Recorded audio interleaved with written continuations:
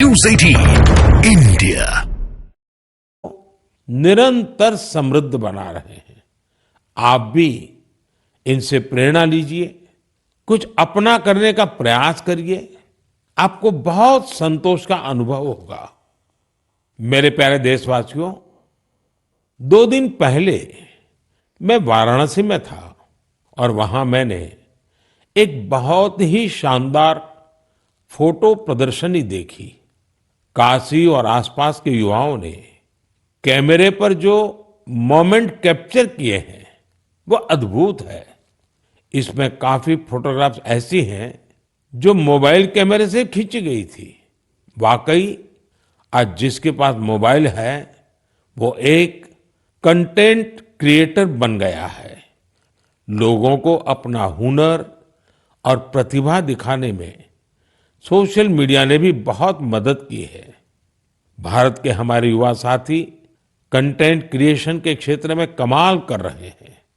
चाहे कोई भी सोशल मीडिया प्लेटफॉर्म हो, आपको अलग अलग विषयों पर अलग अलग कंटेंट शेयर करते हमारे युवा साथी मिल ही जाएंगे। टूरिज्म हो, सोशल कॉज हो, पब्लिक पार्टिसिपेशन हो या फिर प्रेरक जीवन यात्रा, इनसे जुड़े तरह तरह के कंटेंट्स सोशल मीडिया पर मौजूद है। कंटेंट क्रिएट कर रहे देश के युवाओं की आवाज आज बहुत प्रभावी बन चुकी है। उनकी प्रतिभा को सम्मान देने के लिए देश में नेशनल क्रिएटर्स अवार्ड शुरू किया गया है।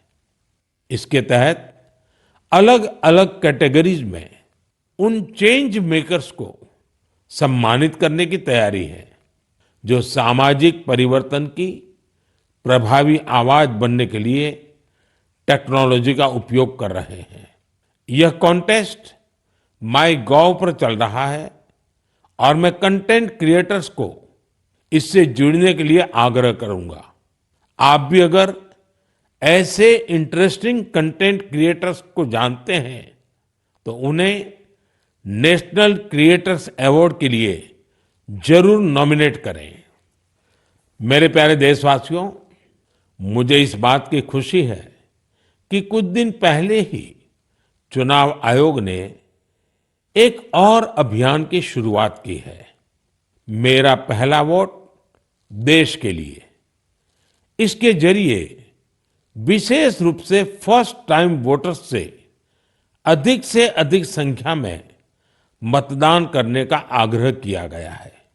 भारत को जोश और ऊर्जा से भरी अपनी युवा शक्ति पर गर्व है। हमारे युवा साथी चुनावी प्रक्रिया में जितनी अधिक भागीदारी करेंगे, इसके नतीजे देश के लिए उतने ही लाभकारी होंगे। मैं भी फर्स्ट टाइम वोटर से आग्रह करूंगा कि वह रिकॉर्ड संख्या में वोट करें। 18 का होने के बाद आपको 18वीं लोकसभा के लिए सदस्य चुनने का मौका मिल रहा है। यानी ये 18वीं लोकसभा भी युवा आकांक्षा का प्रतीक होगी। इसलिए आपके वोट का महत्व और बढ़ गया है। आम चुनावों की इस हलचल के बीच आप युवा न केवल राजनीतिक गतिविधियों का हिस्सा बनिए, बल्कि इस दौरान चर्चा और बहस को लेकर भी जागरूक बने रहिए। और याद रखिएगा, मेरा पहला वोट देश के लिए।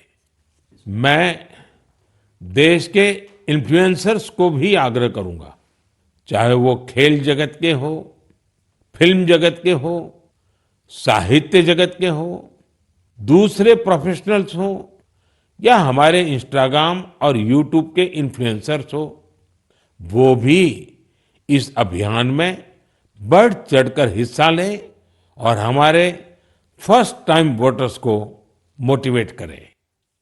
साथियों, मन की बात के इस एपिसोड में मेरे साथ इतना ही। देश में लोकसभा चुनाव का माहौल है और जैसा कि पिछली बार हुआ था, संभावना है कि मार्च के महीने में आचार संहिता भी लग जाएगी। ये मन की बात की बहुत बड़ी सफलता है कि बीते 110 एपिसोड में हमने इसे सरकार की परछाई से भी दूर रखा है। मन की बात में देश की सामूहिक शक्ति की बात होती है, देश की उपलब्धि की बात होती है।